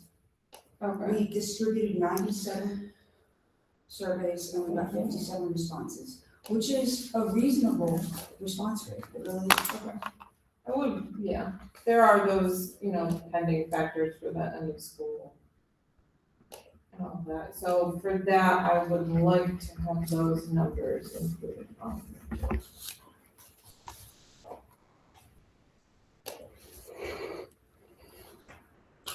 Okay, so just to touch base on those, some of the top highlights,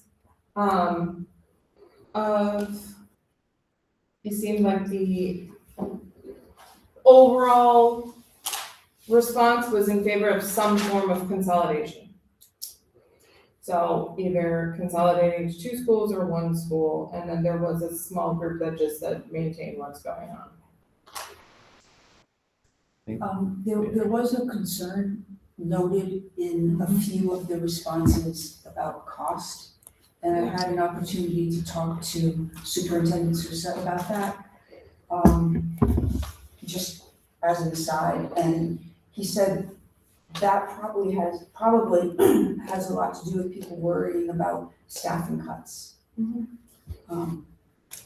Which I didn't put together, but they did when they were filling out these surveys. Because they told me that they did, so.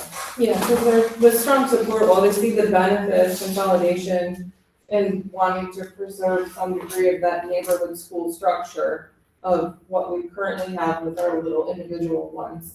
But they are aware of what the cost would be to the town. And so some of them did take that into consideration.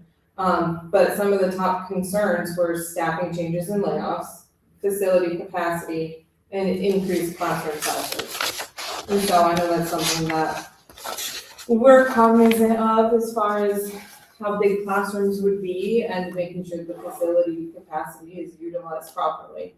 And then I know Board of Ed has the caps of where they're comfortable having the classroom sizes.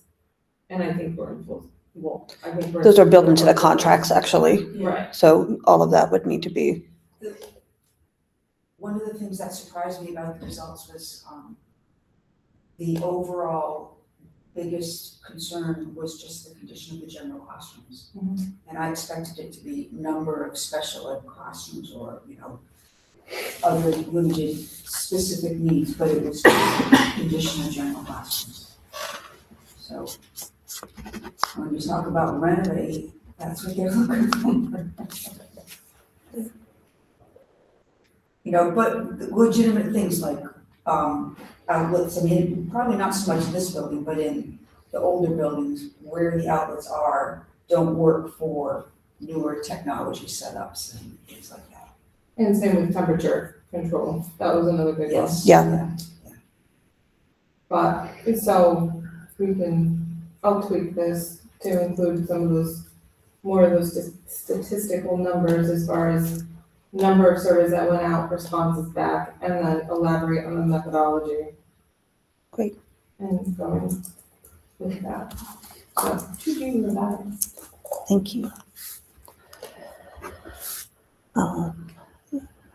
The next item on our agenda is public comment. Hello. I'm Shelley Lloyd, 29 Pioneer Drive, and I will talk fast because I know I only have a couple minutes. I just want to emphasize to all of you that if you formed a building committee tomorrow, you would not be moving into a school for probably over 3 years. So you're going to have to do some maintenance on your buildings. You've got a roof at New Hartford Elementary that needs work. You can't just let the roof fall apart, because if you decide you want to do that at school, your roof is pretty important. I don't know that you can get Home Depot to donate enough more buckets to put, around for the leaks that are happening. I moved into this town in 1995, January 1995, so 36 years ago, and or 32 years ago. And I was moving. I moved here from Torrington, and I moved and I taught in a school district, a neighboring school district that had just gone through the same process that you guys did 32 years ago. We did not lose any classrooms when we consolidated our schools. The number of classrooms remained the same. But we added things that you're talking about, and this was 32 years ago, and you're talking about them in 2006. We had a real library instead of a classroom that was turned into a library, much like this one is. We had a gym separate from the cafeteria. We had a separate art and music room. We had a computer room. We had a nurse's office that had its own private bathroom and had enough space in it so that there were 6 kids and a nurse and a nurse's assistant. We had small group instruction spaces. One thing, and we haven't, obviously can't see floor plans, we had that discussion before, but we had a lot more game bathrooms because we wanted to make sure that there were always bathrooms for kids. And we had instances where we had some students who needed toileting assistance and a bathroom had to be closed, so, whole class had to go to a different wing of the building. ADA accessibility was maintained. We had an office area, a main office area that included a conference room, sufficient area for all of the office staff, support staff instructional spaces, and I'm talking about people like OT, PT, psychologists, for example. An adequate teacher's room that had a stove, a refrigerator, cabinet space, air conditioning, places for everybody to be able to eat. Storage spaces in every classroom that could be locked so teachers could have a place to store their own personal belongings. Our old school did not have that. And storage spaces actually for supplies, which is a big thing in schools, And we had central storage spaces, not storage spaces in each wing. And these are things, this was 32 years ago. You guys are asking for these things now. I don't think those are unreasonable requests. So I just, what I really don't want to see happen out of this committee, read what I wrote.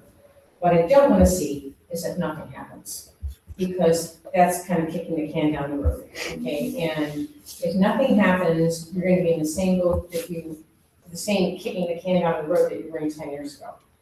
And, to highlight, I'm glad you have taken the big little option off the table, because finding new portable classrooms is really kicking the can down the road in a big way. So, I really hope that you think about, that list of things that I think are programmatically important. They were important to this school district 32 years ago, the school district I worked in, 32 years ago. And by the way, they are now having growing pains as well, trying to figure out how they're going to expand from these programs that we don't have now. So I really want this school district to think forward. I'm troubled by the costs. I hope that when a building committee is established, that they're able to hone in on the things that are absolutely needed, that we should have, and do them in the most economical way possible, but not, this is gonna sound weird, but not cheap. You don't want to build junk, okay? You want something that's gonna last. And so I just urge you to, you're gonna have to make some compromises along the way somewhere, obviously. But that's, I think, as Michelle said, that's your building committee's job. That's not your job. Thank you. Any other comments? Mr. Carlson? It's kind of interesting, this committee started out essentially on a preordained destination, because your only concepts or only things you look at are repair and build. Are there other options available to the town? There are, but you hired a consultant who gave you some very valuable information that you actually needed, but you could have hired a consultant to look at other options. You chose not to do that. I mean, currently, what we have a school whose roof you can't afford to repair. You have one ancient wooden school, well, I'm not even sure it's worth repairing, because the comment was made some months ago that no one knows what's underneath the siding on that building. And you have a playground that in our current environment is essentially a shooting gallery. That it's just unsafe, for the children. And you have a Board of Education that, by the way, added classes in the pre-K area without any consultation with either the Board of Selectmen or the Board of Finance. And this simply adds an enormous amount of cost to the town. No consultation was made by you guys, the Board of Education. So you have a serious situation with some horrible costs that you presented here tonight that I, quite frankly, doubt will get through the town. Certainly, I, for one, would oppose the cost, because I think there are other options that are viable and add considerably less cost to the town. By the way, I've sent material to your committee but none of it's available to anybody else. Do you intend to post comments, public comments for the rest of us? I can't be the only one who's sending information. Sorry, I'm using something to help me understand. I can't hear you when you're talking, so I'm using something to help me understand. So just I'm trying to make sure. If I can jump in to Yes, answer the thank you, questions. sorry. Everything that's received by email, which, I mean, your messages and others are all received. And then, as was noted earlier in the meeting, to date, they've all been, up until, I guess, get the exact date here on the website, they were all Close to part of isn't reading. they were all part of the agenda packets. So they're on the website as part of the agenda, including your communication last time, Kristen's response, and your most recent communication, letters from other individuals. And then as of the May 2nd meeting, thereafter, there was a change based on the town clerk's preference. And so there is some breakout between agenda and attachments. But bottom line, as said, everything the task force has received is posted as communications on the website. On the task force I have one website. question for you. You said earlier you needed some guidance, and so where is that guidance gonna come from? And why do you need guidance for this committee? You were talking about the guidance from your sessions with the Board of Ed. So who are you Sorry, getting what was the that? guidance from? You were discussing about getting the input and perspective or guidance from the Board of Ed. On what topic in particular? On what topic in particular? You just said you were gonna get guidance. You were talking. So if you're asking about what I was talking about earlier this evening, I was updating as part of my task force chair's report to the rest of the task force, some actions that I'm taking to help us get to a better understanding of the programming requests that the Board of Ed would vet, as well as facilities, like better guidance from the Board of Ed on out of all of the facility conditions that are in here, which we've all kind of looked at and said, yes, some of this work needs to be done. Some of this work seems like we wouldn't do it. I want the Board of Ed to weigh in on those versus us kind of like making sure those options. So I have meetings set up with the superintendent and the Board of Ed chair over the next 2 to 3 weeks to kind of get a path forward for getting that guidance from them on that. Don't you think all these members should be in that meeting with you? I think that's no. Ultimately, just from an efficiency perspective, So you're going to tell them what they should think. I'm sorry? You are going to tell them then what they should think. No, I'm not going to tell them what they should think. I'm going to make sure that we have the input from the Board of Ed on items that are coming up as topics here that are outside the purview and scope of the task force. It is not the task force purview or scope to define what programming priorities should be incorporated into the like how we should plan for those. It is not within our purview to say, out of all of the facility conditions that are in here, these are the ones that are most likely to go forward. The reason that I think that that information from the Board of Ed is valuable at this point in time is to help get a better sense of what numbers. Right now, we're looking at these numbers for like, if we were to fix all the issues in the schools, it would be this amount of dollars. Like, no one thinks that that number is real because no one thinks that we would do all of the things that are itemized in the facility conditions report. So I'm trying to get to a better understanding of like, what are the quote unquote real numbers, again, knowing that they're all kind of a mess. I'm just trying to eliminate doubt that people have raised during the process is really my intention there. And the goal is, just to be clear, that that meeting is to help ensure that for the August 8th, which is not our decision, we're our Board of Ed members, but it's not our decision what's not on the agenda, what is on the agenda. But the goal will be to have that August 18th Board of Education meeting discuss this topic, which then provides the input as part of that public discussion for the August 20th task force meeting. So there's nothing that's happening, no decisions or guidance from us is behind the scenes. Is the meeting you intend to hold with the superintendent and the Board of Education, is that going to be a public meeting? It's just right now with the superintendent and the Board of Ed chair. And the purpose for that is, again, to just align on a process for what like needs to happen. And it's not a public meeting? Meetings not. That's not typically a public meeting. Okay. Interesting, because I thought all public meetings were open to the public.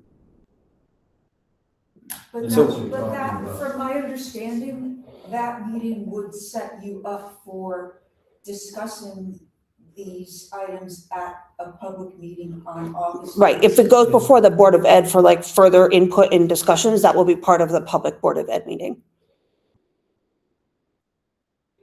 The not having a public meeting for those interim steps is not meant for lack of transparency, it's just to move things along. Will there be minutes from that meeting? It's like administrative more so than anything else.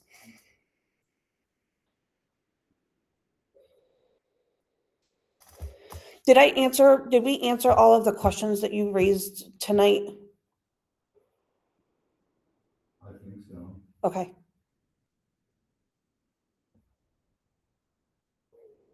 So it sounds like there's an open question about that meeting.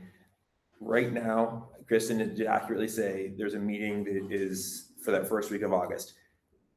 There is a target date, there is a time that's not yet confirmed. We can check with the Board of Ed chair and superintendent in terms of making sure that finding out what the appropriate protocol is for public meeting and minutes, et cetera, there.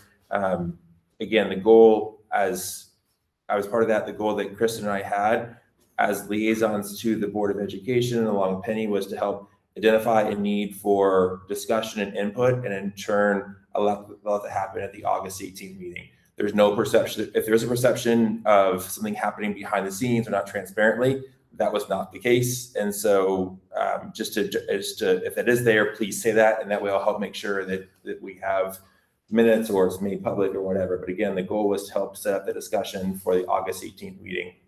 Well, since you're gonna be discussing something that impacts eventually the cost of the town, yes, I think there should be minutes of that meeting. I know the goal was to actually make sure it gets on the agenda, not to discuss the topics. In a way you could. How are you gonna discuss the Well, you're topics? gonna relay You're not what you go discussing over. the content. Yeah, I disagree with the framing that you're putting forward right now, which isn't my point of the meeting, is to kind of say, here are the concerns that we have discussed, which I laid out tonight, which is basically, here's the limitation I have with the facility conditions reports, here's the limitations I have with the programming reports. Make sure they understand that and then say, what input can we expect from you on these things that are outside of our purview?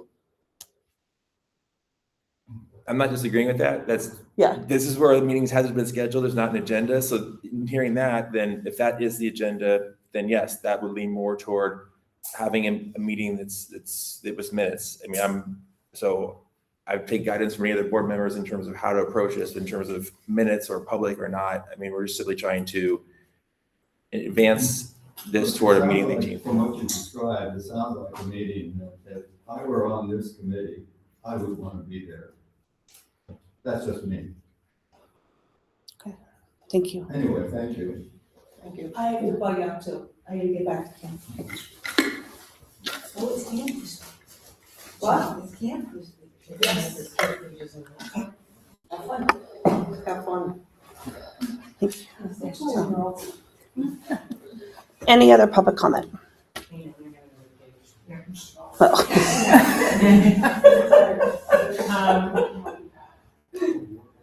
I just want to make sure that, I think I covered everything last time. Oh, I know.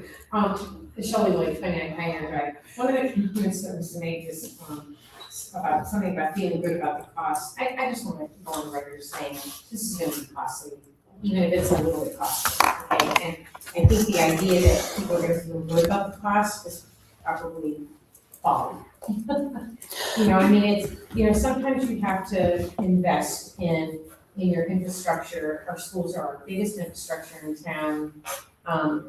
I don't know, I want to be able to sell my house to some young family and be able to say, you get great schools. Yeah. And we have great teachers. I'm with Samantha on that. I don't think it's about the buildings unless you have things that are interfering with the teachers being able to do what they can do in their classrooms. The example of the one outlet in the room, I worked in a school like that. Extension cords running across the room, it's crazy. But I think, that's the key. Putting everything in the house of what is going to make education better for the students and the teachers who are providing that education to them is, I think, what you guys need to do. Thank you. Thank you. Moving on to the next item on our agenda, which is just the shuffling around communications to the school facility utilization task force. So just again, for the record, we received one communication from the public since our last meeting. It was from Mr. Carlson, who just left, and he proposed a cost-effective solution to New Hartford's three-school problem. His recommendation is to consider moving grade 6 to regional 7 and renting the space out for that. That consideration is not within the scope of this engagement. So my recommendation will be to Mr. Carlson to bring that up to the Board of Ed as something to pursue. But the thought process behind that, as well as that, will be included in everything we post on the website for anybody who's interested in hearing more about that proposal, but don't expect any more from the task force on that topic. Our next item on the agenda is old business, which is update from the stakeholder engagement subcommittee. I assume we already did that, so we don't need to have anything else there. Great. The next item is action steps for our next meeting, which is our special meeting on August 20th. Will be held here at 7 p.m. at Antolini Library. And that is it. I will take a motion to adjourn. Motion from Pam, second from Penny. All those in favor? That's unanimous. Thank you. I'm gonna make you guys.